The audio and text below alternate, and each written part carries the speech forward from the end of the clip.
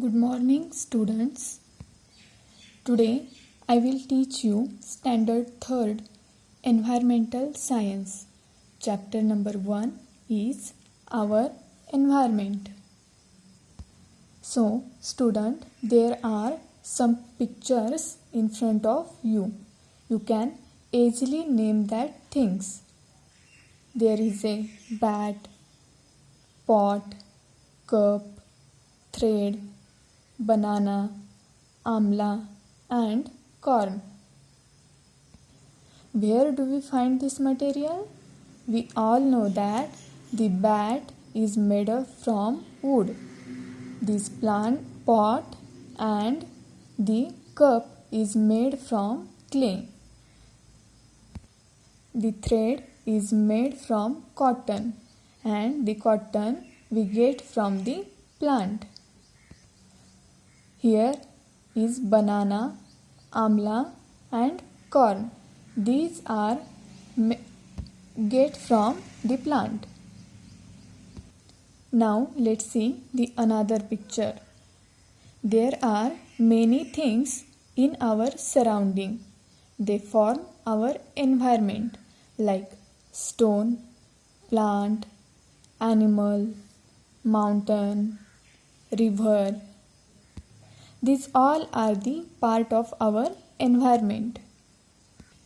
Now look at a sparrow and roadside stone.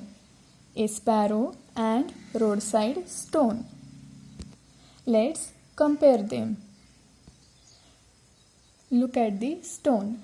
We all know that the stone does not go from one place to another place while someone pick it up and move it. Also, it does not eat.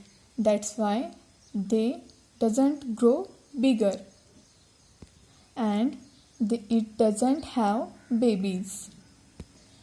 Now, look, there are in these three pictures we can see the sparrow. Here in this picture, the sparrows eat grains. In this picture, the sparrow build nest. And in the last picture, the sparrow with their little one or their young one. So, the stone and the sparrow are not same. Now, let's see what is the difference between sparrow and the stone. The sparrow is a living thing and the stone is non-living things. Things in our surrounding form two groups, living things and non-living things. Now, what is living things? The things which are grow, move and breathe are called as living things, and the things which cannot breathe, grow and move it called as a non-living things. The example of living things is animal, plant and human, and the example of non-living things are bottle, stone, pen, table, etc. Living things are of two kinds. The living things are of two types. First is a plant and second is animal. Now, the living thing like animal, they have babies. They go from one place to another place, but they does not make their food by its own. They does not prepare their food by its own. Now the plant. Plant does not go from one place to another place, but it make their food by its own.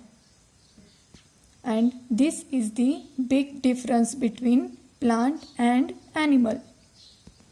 Now look at the picture. In this picture we have seen banyan tree, rabbit, frog, gas cylinder, glass, small plant, pan, and this coconut tree. Which one are the living things from these, or which one is non-living things? Let's see. The banyan tree, rabbit, frog, this small plant, and the coconut tree are the living things, and remaining gas cylinder, glass, pan are the non-living things. Now the relationship between all things in the environment. Water and air are the part of our environment. We all know we have water for drink and air to breathe.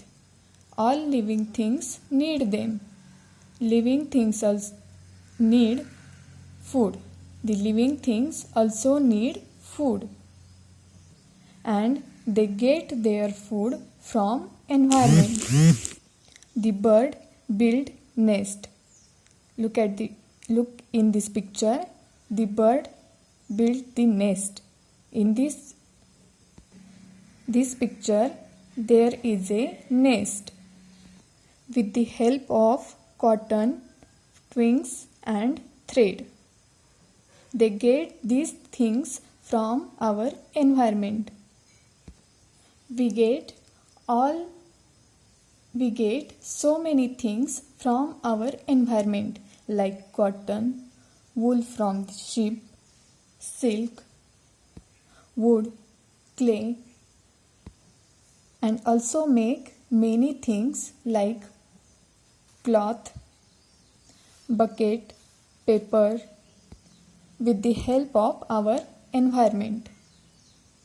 Student, do you know animal like vultures and foxes eat flesh of dead animal? Yes, they can eat flesh of dead animal and make our environment clean and satisfy their hunger. But the remaining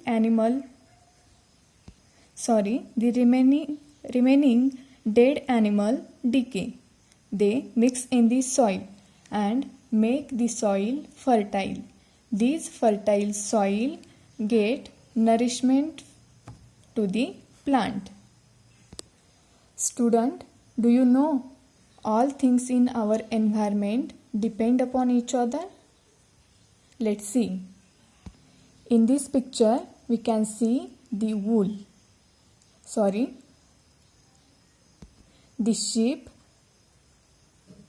The sheep's body covered with a wool.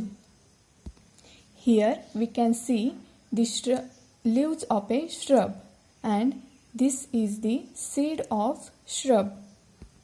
When sheep feed leaves of shrub, the seed get cut in its wool. Here we can see the seed of shrub cut in the wool of this sheep. When the sheep goes somewhere else, the seed may fall there and grow a new plant. In many different places, the plant are grown. In this way, the sheep, which are animal, and the shrub, which are plant, help each other. So student, here we finish our first chapter. Thank you.